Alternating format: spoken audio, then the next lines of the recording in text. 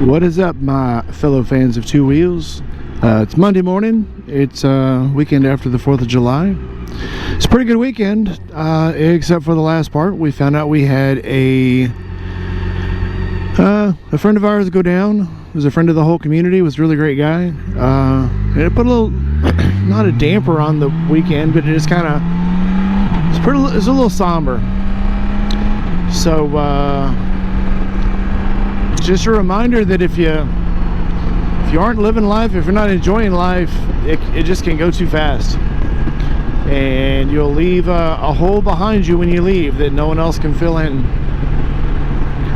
So live your life to the fullest. Get out there, do your thing, love your friends. Never forget to tell your friends that you love them, because the day will come that you won't get that chance. Again, I was struck with another friend who I kept saying I was going to come visit. We're going to find some time to spend together, and I didn't get to before it was over, and then I didn't have a chance. So get out there and spend some time with your friends, because life goes too fast.